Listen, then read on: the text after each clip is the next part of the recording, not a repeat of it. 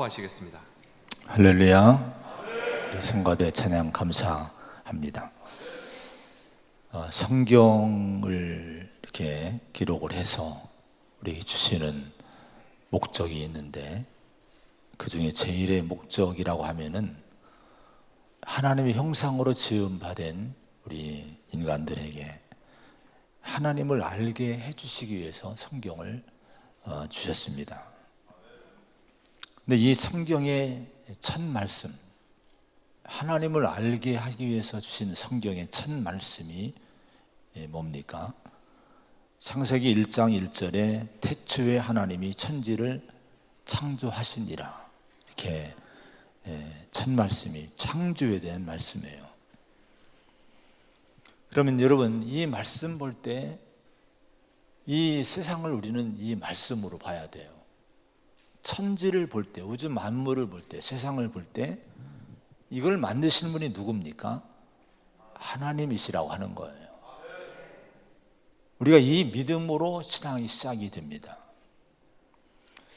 자, 그러면 하나님은 누구십니까? 우리가 믿는 하나님은 천지를 창조하신 권세와 능력이 뛰어나신 전능하신 하나님이십니다.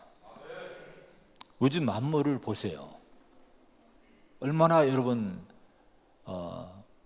위대하고 얼마나 광활하고 헤아릴 수 없는 그런 우주 만물이지 않습니까?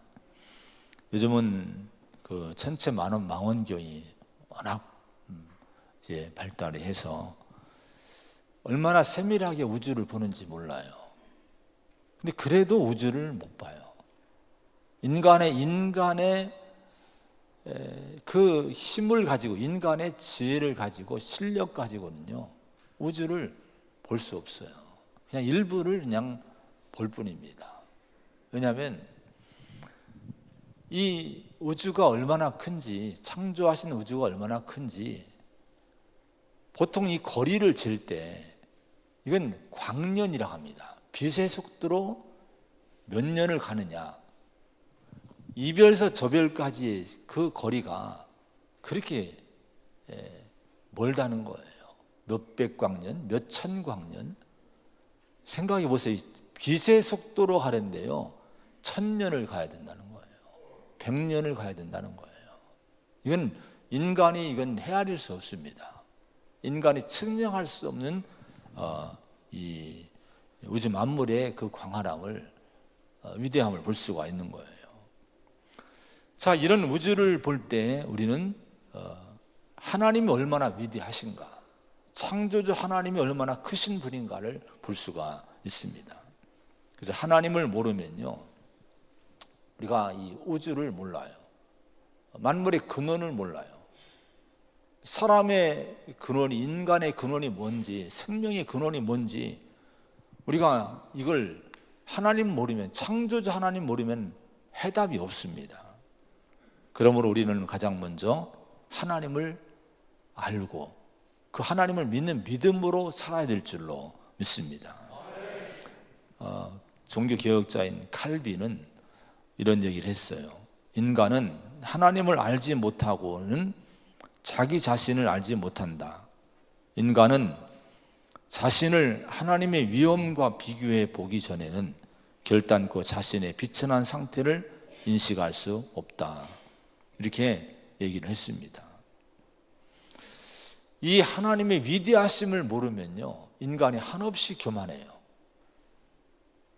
얼마나 인간이 교만한지, 또 얼마나 인간이 추하고 악한지를 하나님을 모르면, 하나님의 거룩하심 모르면 알 길이 없고요, 하나님의 위엄을 모르면 여러분 이 우주 만물에 그런 그 얼마나 크신 위대하신 창조주를 우리가 모르게 되면요, 인간이 얼마나 약한 존재인지를 모르게 되는 거예요. 그러니 하나님 모르는 세상은 얼마나 교만합니까? 마치 인간의 힘으로 다 할 것 같고, 하지만 여러분 그렇게 할 수가 없는 거예요. 그래서 호세아 6장 3절에 우리가 여호와를 알자, 힘써 여호와를 알자, 이렇게 말씀을 합니다. 요한복음 17장 3절에는요, 영생은 곧 유일하신 참 하나님과 그가 보내신 자 예수 그리스도를 아는 것이니라. 하나님을 알고 그 하나님이 보내신 독생자 예수님을 알아야 진정한 영원한 생명의 삶을 살 수 있다고 하는 거예요. 이 하나님을 아는 자는요, 시편에 보면 주를 의지하오리니 이렇게 얘기합니다. 진정으로 하나님이 얼마나 위대하신가를 알 때 하나님을 의지하는 거예요. 하나님의 사랑이 얼마나 십자가에서 우리에게 놀랍게 주어지고 있는지를 알 때 우리 하나님을 찾게 되는 거예요. 여러분, 하나님을 바로 아시기 바랍니다. 깊이 아시기를 바랍니다. 다윗은요, 위대하신 창조주 하나님을 이제 알고 믿고 그 하나님이 유한한 존재인 자신을 향해서 자기 인생을 개입하고 자기 인생을 도씩 이끌어 가신다는 사실을 깨닫고는 감격이 넘쳐서 이렇게 고백을 했습니다. 시편 8편에 보면요, 3절에 보면 주의 손가락으로 만드신 주의 하늘과 주께서 베풀어 두신 달과 별들을 내가 보오니 사람이 무엇이기에 주께서 그를 생각하시며 인자가 무엇이기에 주께서 그를 돌보시나이까. 이건 너무너무 감격스러운 그 감격에 겨워서 이 고백을 한 거예요. 저 하늘을 보니 헤아릴 수 없는 그 엄청난 우주 만물을 지으신 창조주가 보입니다. 그 위대하신 창조주 하나님이 이렇게 연약한 자신, 유한한 인간, 부족한 인간인 자신을 돌보고 자신을 주시는 생각을 해보니 이건 너무너무 놀랍다는 거예요. 그렇지 않습니까? 우리가 얼마나 부족한 존재입니까? 근데 하나님이, 위대하신 창조주 하나님이 지금 우리를 이렇게 불러 모으신 거예요. 우리 삶에 지금 말씀하고 있는 거예요. 우리 인생을 구원하시고 우리 인생을 관여하시고 우리를 이끌어 가시고 있는 거예요. 이걸 생각하니까 너무 감격스러운 거예요. 여러분, 이 감격이 오늘 믿음으로 저와 여러분 마음 가운데 정말 충만해야 될 줄로 믿습니다. 창세기 말씀을 우리가 보면서 이제 창세기의 막바지에 왔는데요, 특별히 요셉의 말씀을 이제 마지막으로 나누면서 창세기를 마무리해 나가고 있습니다. 12월 초에 이 창세기를 올해 마치려고 해서 43장, 44장의 말씀은 건너뛰고 45장으로 왔어요. 자, 오늘 이 말씀도 위대하신 창조주 하나님, 또 사랑의 하나님이 어떻게 우리를 위해서 역사하고 일하시고 있는가, 이런 것들을 보여주는 부분이 말씀이 이 안에 있습니다. 그래서 오늘 이 말씀을 나누는 가운데 내가 얼마나 하나님의 위대하신 그 손길에 의해서 사랑받고 있는지, 은혜를 입고 있는지를 깨닫고 다시 한번 우리의 믿음이 견고해져서 소망과 믿음으로 돌아갈 수 있는 오늘 이 예배가 되기를 축원을 드립니다. 자, 위대하신 하나님, 그 사랑의 하나님 우리에게 하신 일이 있어요. 그 일이 뭔가 하니 우리의 삶을 변화시켜 주신다고 하는 거예요. 1절, 2절의 말씀 한번 같이 보겠습니다. 1절, 2절입니다. 시작. 요셉이 시종하는 자들 앞에서 그 정을 억제하지 못하여 물러가라 하고 그 형제들에게 자기를 알리니 그때에 그와 함께한 다른 사람이 없었더라. 요셉이 큰 소리로 우니 애굽 사람에게 들리며 바로의 궁중에 들리더라. 아멘. 자, 요셉이 지금 큰 소리로 방성되고, 전에 개역 한글에서는 방성되고 했다 이렇게 번역했습니다. 통곡을 하는 거예요. 막 엉엉 우는 거예요. 그동안 형들을 만났지만은 억제하고 자기가 요셉임을 공개하지 않고 오랜 세월이 지납니다. 형들을 시험하는 기간이 있었던 거예요. 자, 이제는 이 형들을 가까이 오게 하고 자기를 공개하고 그동안 참았던 이 정을, 이제 억제했던 정을 이제는 풀어 놓으면서 막 우는 거예요.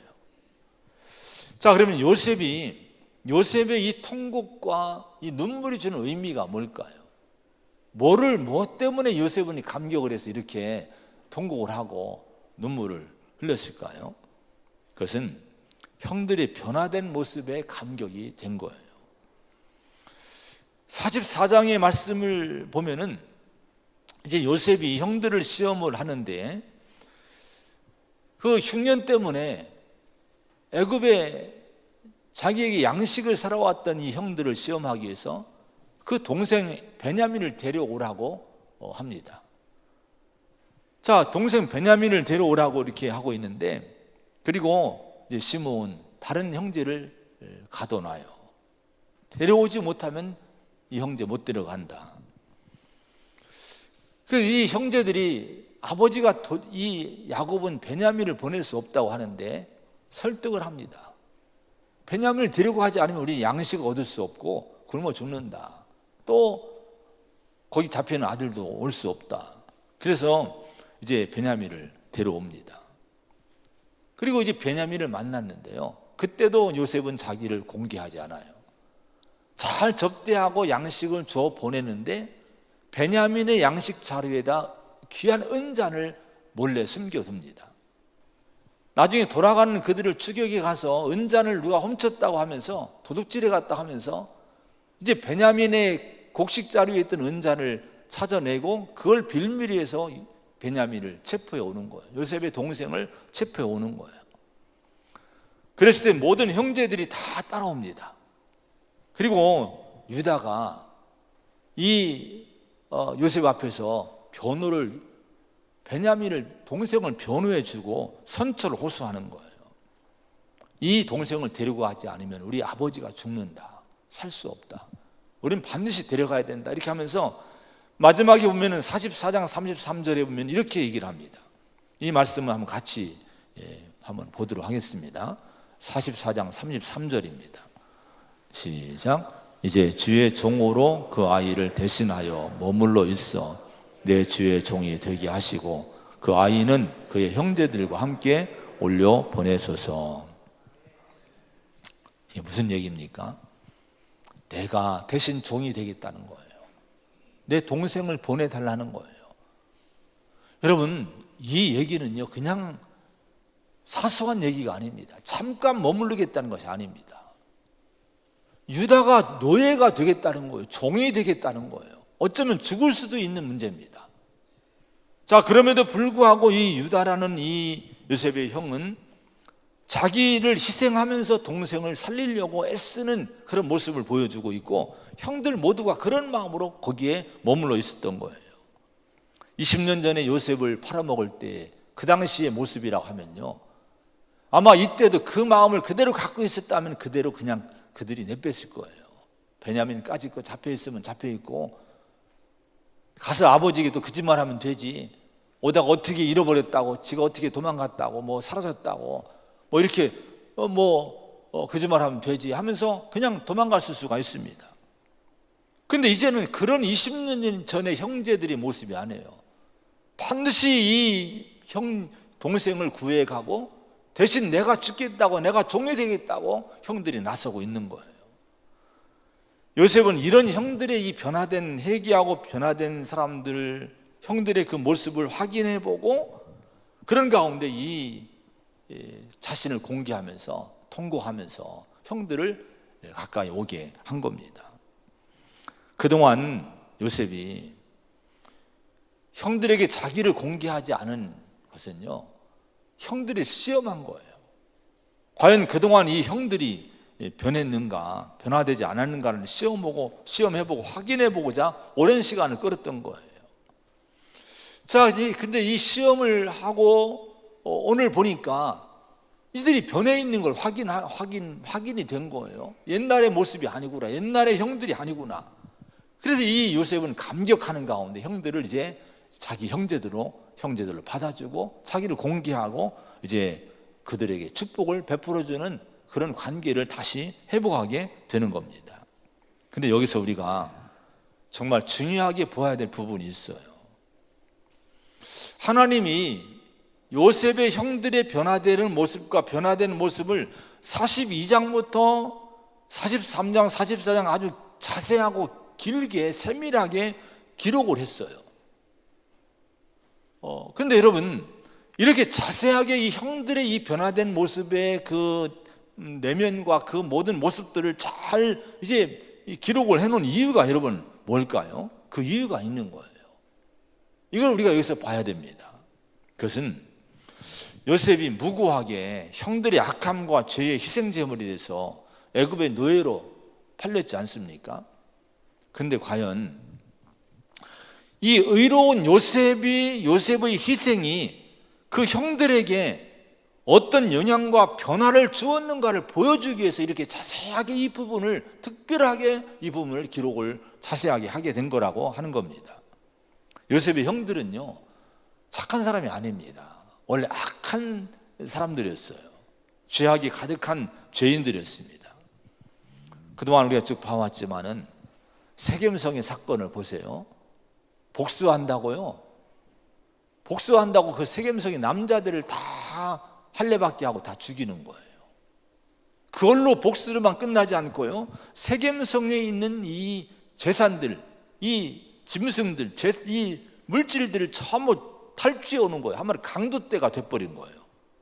야곱의 아들들이, 이스라엘의 이 조상들이 이 야곱의 형제들이, 이 요셉의 형제들이 이런 살인자들이요, 도둑떼가 돼버린 거예요. 창세기 35장에 보면요, 루벤이라는 아들은요, 그 아버지 야곱의 첩인 비라와 동침했다는 얘기가 나와요. 이걸 성경에 기록해 놨어요. 왜 기록했을까요? 이렇게 요셉의 형제들이 음란하고 아주 더럽고 추하고 죄악이 가득한 인간들이었다 하는 거예요.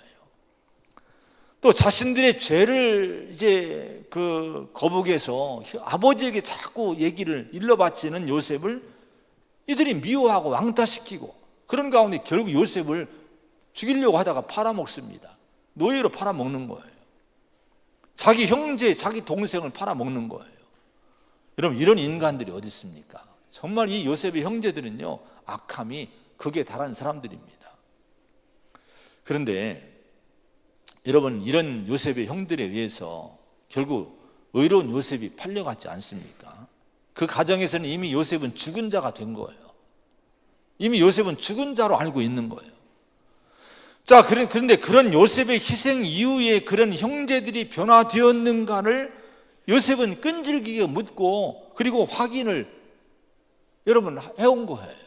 내가 이렇게 희생된, 내가 이렇게 이 죽은 자가 됐는데 이런 희생이 헛되지 않았는지, 이런 희생이 값진 희생이었는지, 과연 이 형제들이 변화되는지, 이런 것들을 추적을 하면서 이걸 시험한 과정이 그동안 42, 43, 44장에 나오는 44장에 나오는 이 말씀의 내용들입니다.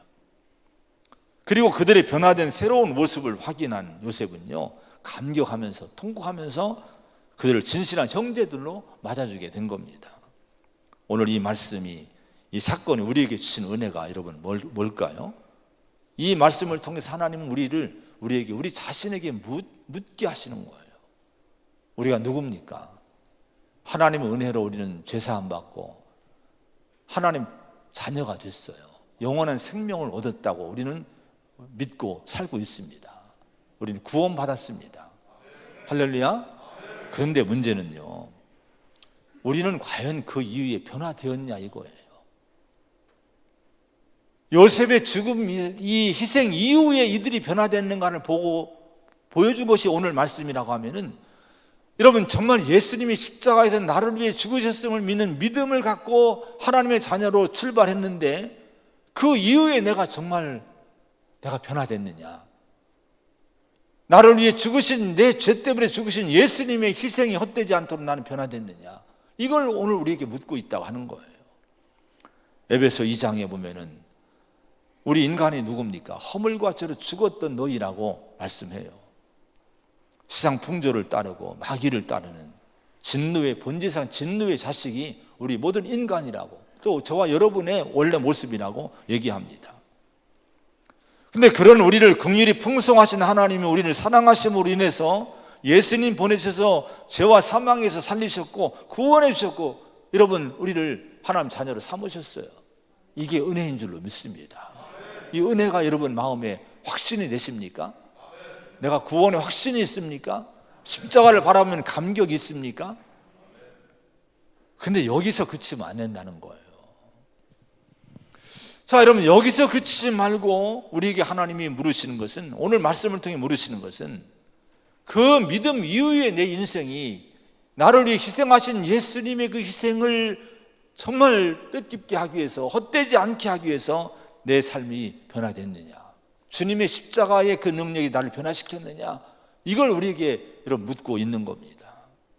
로마서 6장 4절에 그러므로 우리가 그의 죽으심과 합하여 세례를 받음으로 그와 함께 장사되었나니 이는 아버지 영광으로 말미암아 그리스도를 죽은 자 가운데서 살리심과 같이 우리로 또한 새 생명 가운데서 행하게 하려 함이라, 이렇게 말씀을 합니다.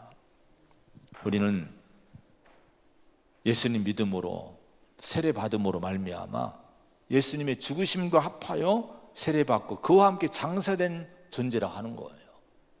우리의 옛사람 죽은 거라는 거예요. 내가 예수를 믿음으로 세례 받음으로 나의 옛사람, 죄악의 종이 됐던 내 옛사람은 이미 십자가에서 나도 예수님과 함께 죽었다는 거예요. 왜 여러분 이렇게 하셨습니까? 이렇게 하시는 것은 뭔고 하니 우리로 하여금 새 생명 가운데 행하게 하려 하심이라, 이렇게 말씀해요. 이제 우리에게 주어진 것은 새로운 생명입니다. 저와 여러분이 예수님 믿음으로 얻은 생명은 옛날 생명이 아니에요.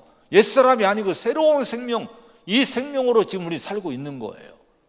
자, 그럼 이 새로운 생명으로 사는 성도의 모습은 어떻게 살아야 됩니까? 로마서 6장 6절에요. 죄에게 종노릇하지 아니하려 함이라. 이제는 죄의 종노릇하지 않아야 되는 거예요.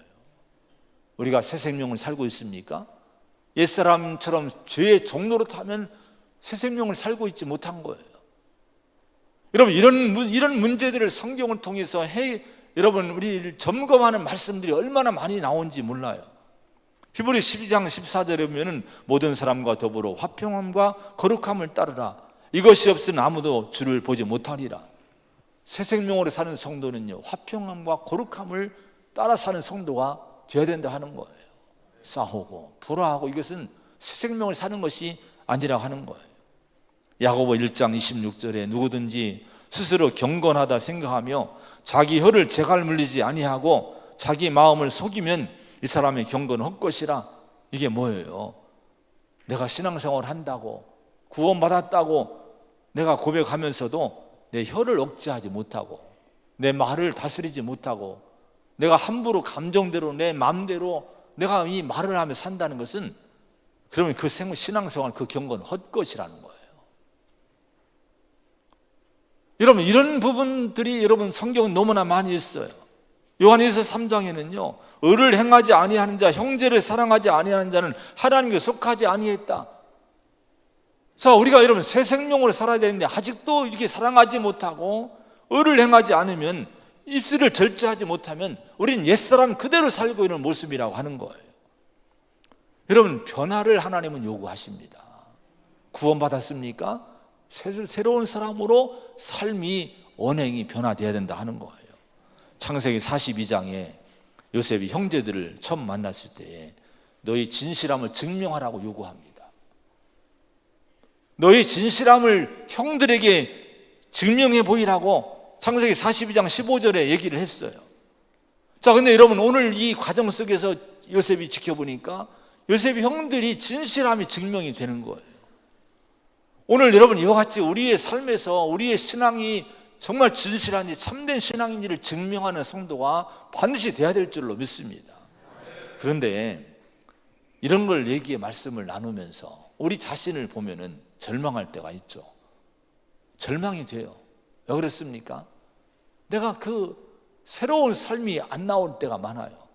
마음이 왜 이렇게 죄악이 득실거리는지, 여러분 왜 이렇게 우리의 언행이, 참 우리 입술의 말이, 우리의 행동이, 우리의 삶이 그렇게 여러분 옛사람의 모습이 자꾸 드러나는지, 이 변화없는 모습을, 내 모습 보면 난 자꾸 절망이 됩니다. 근데 오늘 이 말씀은 요셉의 말씀, 요셉의 형들의 말씀은요 우리에게 절망을 주려고 하는 말씀이 아니에요. 성경은요 절망을 주려고 하는 말씀이 아닙니다. 희망을 주는 거예요. 용기를 주는 거예요. 자, 요셉의 형들의 변화를 통해 주시는 말씀이 뭡니까? 여러분, 용기를 가지라는 거예요. 우리 격려하시는 거예요. 요셉의 형들도, 그렇게 악한 형들도 변화됐다면 너희들도 변화될 수 있다고 하는 거예요. 우리도 변화될 수 있다고 하는 거예요. 여러분, 용기를 가지시 바랍니다. 우리도 변화될 수 있어요. 17세기에 경건한 목회자였던 월터 마샬이라는 분이, 이분이 참 경건하게 살고자 애썼던 분인데 늘 죄책감에 휩싸여 살았대요. 자신에 대해서 절망을 한 거예요. 완벽한 거룩함을 추구하지만 이게 안 되니까 하나님 보기가 두렵고 하나님 존재가 정말 무섭고 내 자신에게 자꾸 절망이 되고, 이런 염려 가운데, 절망 가운데 유명한 신학자인 토마스 굿윗이라고 하는 분을 찾아갔답니다. 자기 고민을 얘기를 한 거예요. 내가 이렇게 이 양심을 무겁게 하는 죄가 아직도 남아있고 자꾸 내 마음에 죄가 있고 내 삶에 습관적으로 짓는 죄들이 많아서 하나님 너무 두렵고 절망스럽다, 이렇게 얘기를 하니까 그분이 이렇게 얘기를 해주더래요. 자네는 지금 자네가 짓고 있는 가장 나쁜 죄에 대해서 빼놓고 이야기하고 있네. 그건 불신앙의 죄 말일세.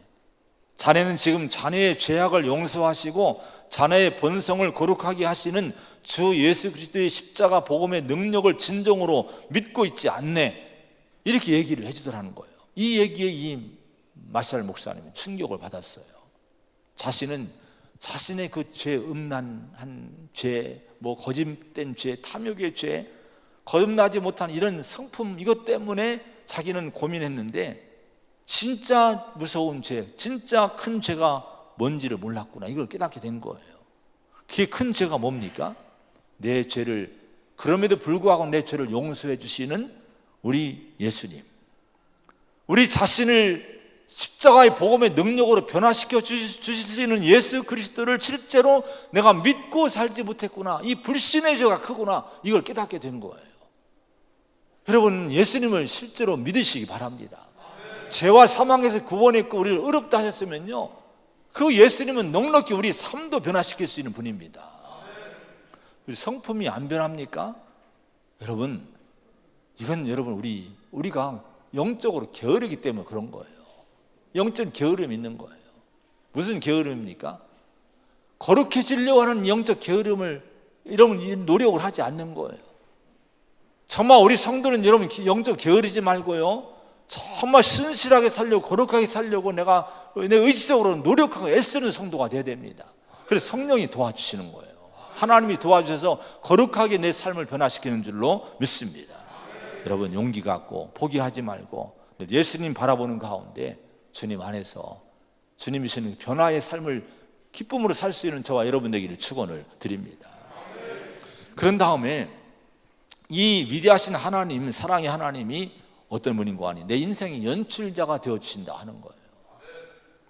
3절의 말씀 한번 읽어보겠습니다. 3절입니다. 시작. 요셉이 그 형들에게 이르되 나는 요셉이라 내 아버지께서 아직 살아 계시니까 형들이 그 앞에서 놀라서 대답하지 못하더라. 요셉이라고, 내가 요셉이라고 하니까요, 지금 막 깜짝 놀란 거예요. 세 번역에 보니까 놀란 형제들은 어리둥절하여 요셉 앞에서 입이 얼어붙고 말하다 입이 얼어붙은 거예요. 기절초풍을 한 거예요. 한마디로요.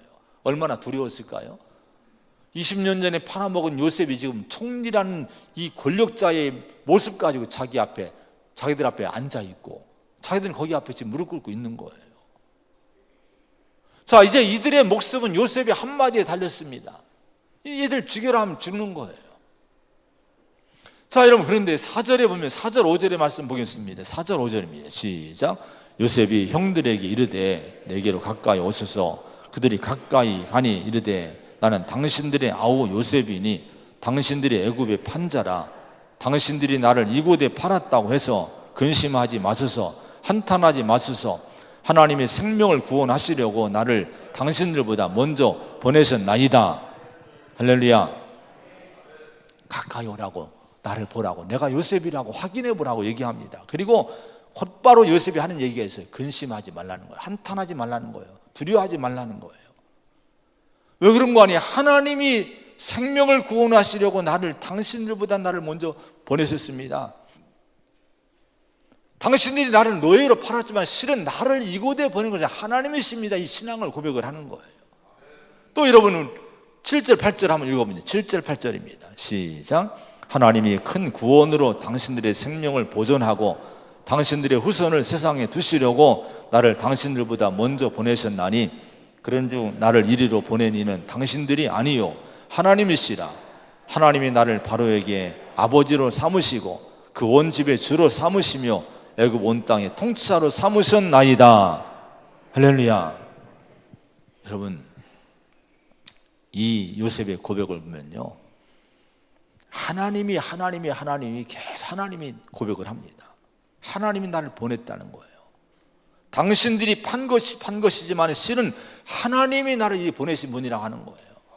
그리고 하나님 나를 세우셨다고 9절에 고백을 합니다. 전국의 주로 하나님 나를 세우셨다는 거예요. 자, 여기서 요셉이 분명하게 고백하는 것이 뭡니까? 하나님이 나를 여기로 보내셨고 하나님이 나를 만드셨고 하나님이 나를 이렇게 세워주셨다고 요셉은 이제 믿음을 고백하는데, 이 결론이 뭐예요? 이 모든 내 인생의 모든 일, 우리 가정의 모든 일을 연출자로서 감독하고 지휘하신 분이 누구냐? 하나님이시라고 지금 이 믿음을 고백하고 있는 겁니다. 요셉은요, 자기가 그동안 얼마나 고생이 많았습니까? 실은요. 근데 이 고생하고 고통의 나날을 보냈던 것들을 가지고 형들 때문에, 실은 육신의 그 모습은 형들 때문에 그랬잖아요. 그러나 형들을 추구하지 않아요. 당신들 때문에 내가 얼마나 고생했는지 알아? 형들 때문에 내가 얼마나 고통당했는지 알아? 이런 식으로 형들을 압박하지 않았다는 거예요. 여러분, 요셉은 자신의 문제를 어떤 관점으로 봤습니까? 하나님의 관점에서 본 거예요. 세상을 구원하시고 자기 가문을 구원하시는 하나님의 관점, 하나님의 시각으로 자신의 인생을 해석하고 봤다고 하는 거예요. 여러분, 이 세상 모든 역사와 우리 인생의 감독자, 연출자는 하나님이심을 우리는 믿어야 돼요. 세상은 그렇게 믿지 않아요. 자기들이 인간의 힘으로 뭐를 연출하고 감독하는 것 같지만요, 이 세상을 보세요. 이 세상이 돌아가는 모습이 얼마나 엉망진창입니까?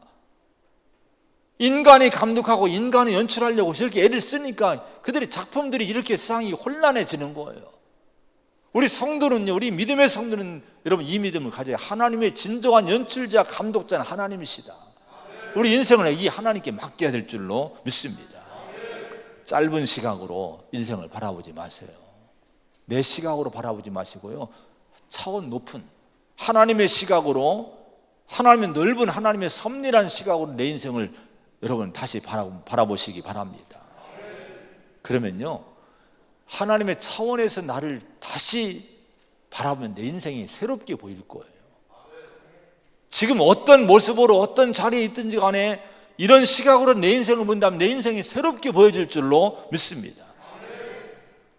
우리가 이 믿음이 오늘 우리에게 필요한 거예요. 이 시각이 우리 가운데 반드시 있어야 됩니다. 그러면요, 내게 있는 모든 모습과 사건과 문제와 모든 것들이요, 그냥 예사로 보이지 않아요. 다 하나님의 이유가 있구나, 하나님의 뜻이 계시구나라는 이 믿음 우리 안에 오게 됩니다. 그러면 우리가 이 믿음이 있으면요, 정말 우리는 우리 마음이 편안하고 행복하고 우리 미래가 여러분 소망으로 보일 줄로 믿습니다. 혹시나 인생의 방향이 내 뜻대로 자꾸 삶의 방향이 틀어진다고 해서 이것 때문에 여러분 너무 두려워하지 마시기 바랍니다. 하나님의 섭리로 보면요, 내 인생을 방향을 트는 분은 하나님일 수 있단 말이에요. 그러면 하나님께 내 인생에 어떤 역을 주든 맡기셔요. 하나님 나를 감독해 주세요. 그리고 하나님께 순종해 보시면, 하나님을 찾으면 내 인생은 반드시 좋은 작품으로 결말을 짓는 그런 역사가, 은혜로운 역사가 있을 줄로 믿습니다. 하나님 위대하신 믿으시기 바랍니다. 마지막에 위대하신 하나님은요, 우리에게 세상을 이기도록 도우시는 은혜를 주십니다. 자, 요셉은요, 어머니가 일찍 죽었어요. 그 라헬이 일찍 죽고, 그리고 그러니 계모들 밑에 자랐고요, 이복 형들의 미움을 받았고요, 그 미움 때문에 빨리 여러분 그 왕따를 당하다가 미움받다가 노예로 팔립니다. 그리고 감옥 생활하고요. 정말 이 요셉은요, 힘든 인생을 살았어요. 이런 정도의 고생을 하고 이런 정도의 고통과 상처를 받았으면요, 많은 사람들이 이 쓴뿌리가 생겨요. 그래서 막 사회를 향해서 이 시대를 원망하고 사람을 원망하고 자꾸 독을 품고 분노하고 막 그 일을 저지르고 막 이런 사람들이 종종 나옵니다. 그런데 오늘 우리가 요셉을 쭉 배워왔지만 계속 요셉의 모습 보면요, 전혀 환경에 그 많은 상처가 있었지만 그 상처가 내면을 여러분 무너뜨리지 않았다는 거예요. 영혼의 상처를 받지 않습니다. 영혼의 해를 받지 않은 거, 인격의 해를 받지 않습니다. 오히려 자기에게 해를 가하고 상처를 준 형들을 위로하고 격려하고 안심을 주면서 걱정해주는, 정말 얼마나 인격적인 이런 훌륭한 요셉의 모습을 보게 됩니다. 이 모습은 뭐예요? 전혀 해봤지 않은 인생을 모습을 보여주고 있는 거예요. 마가복음 16장에 보면은 뱀을 믿는 자들에게 이런 표적이 따르니 하면서 뱀을 집어 올리며 무슨 독을 마실지라도 해를 받지 아니하며라는 말씀이 나와요. 여러분, 믿는다고 무슨 농약 마신다고 안 죽는 거, 그렇게 생각하면 큰일 납니다. 절대 그렇게 하나님 시험하지 마세요.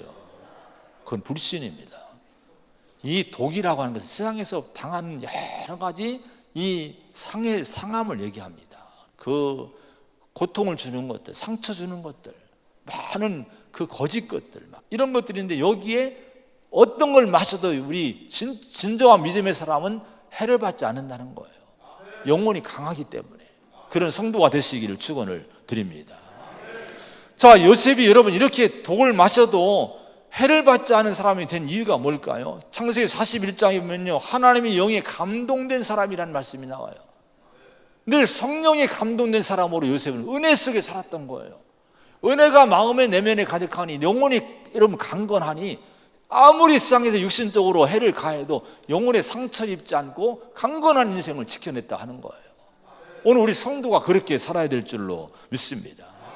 로이드 존스라고 하는 분이 이런 부분에 대해서 영적 침체라는 책에서 이런 얘기를 한 게 나옵니다. 성도가 어떤 환경과 어떤 그 상황 속에서도 진정한 행복과 기쁨을 알고 누리기 원하면 이런 처방이 있어야 된다. 이런 처방을 해보라고 얘기합니다. 첫째는 의를 구하며 예수님처럼 되고 예수님처럼 살기를 원하는 삶을 살라는 거예요. 마태복음 5장 6절에 의에 줄이고 목마른 자는 복이 있나니 그들이 배부를 것이며 이렇게 말씀합니다. 여러분, 우리가 육신의 행복을 찾잖아요. 그 사람은 행복을 못 찾는다는 거예요. 근데 행복을 찾지 말고 의를 구하고 예수님처럼 살기를 구하는 그 믿음을 갖고 사는 성도는 진정한 행복을 찾는다는 거예요. 우리가 이렇게 성도는 이렇게 살아야 됩니다. 언제까지 내 행복 자꾸 이것 때문에 사람을 힘들게 합니까? 행복을 못 찾아요. 더 괴로운 거예요.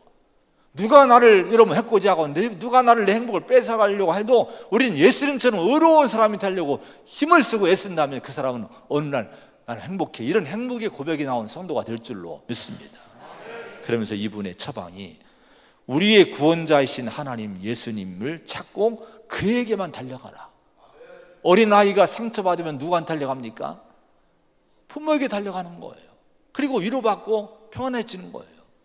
세상에서 상처받을 때 우리가 할 일은 뭡니까? 세상과 싸우지 말고 오직 예수님께만 달려가라는 거예요. 오직 하나님만 찾으라는 거예요. 그분만 찾고 그분의 얼굴만 구하면요, 여러분 우리 마음 평강을 절대 잃지 않는다는 거, 기쁨을 잃지 않는다는 거예요. 해받지 않는다는 거예요. 우리가 이렇게 살아야 되지 않겠습니까? 하나님은 위대하신 하나님이십니다. 위대하신 분이 나를 변화시킴을 믿으시기 바랍니다. 내 인생의 연출자로서 하나님께 내 인생을 다 맡겨보시기 바랍니다. 여러분, 하나님이 우리를 위대한 작품으로 만들 줄로 믿습니다. 어떤 독을 마셔도 해받든 받지 않는 그런 강함을 하나님 안에서 우리가 붙들고 살아가는 가운데 정말 승리자가 되기를 축원합니다. 네, 기도하겠습니다. 하나님 아버지, 위대하신 하나님, 만물을 지으신 창조주 하나님, 그분이 우리를 창조했고 그분이 우리를 구원했고 그 위대하신 하나님의 손으로 아들을 보내사 독생자를 보내사 우리를 구원하신 그 위대한 사랑의 그 은혜를 입고 사니 우리는 정말 말할 수 없는 그 은혜를 입고 살고 있음을 우리가 정말 다시 한번 깨닫고 감격 가운데 믿음으로 살아야 될 줄로 믿습니다. 그 위대하신 하나님이 내 인생을 변화시킬 줄 믿게 하여 주옵소서. 절망하지 않기 원합니다. 포기하지 않기 원합니다. 나를 위시해서 다른 사람도 포기하지 말고 우리 모두는 분명히 하나님의 손에 붙들려서 변화될 수 있음을 믿는 믿음을 갖고 살게 하여 주시옵소서. 하나님이 내 인생을 이끌어 가심을 보게 하여 주옵소서. 그럴 때 내 인생이 새롭게 해석이 될 줄로 믿습니다. 무슨 독을 마실지라도 하나님 안에 있는 성도는 상하지 않을 줄로 믿습니다. 평안과 인격과 영혼과 모든 영성이 잘 지켜질 줄로 믿습니다. 이 승리자가 되게 하여 주시옵소서. 예수님의 이름으로 간절히 기도하옵나이다. 아멘.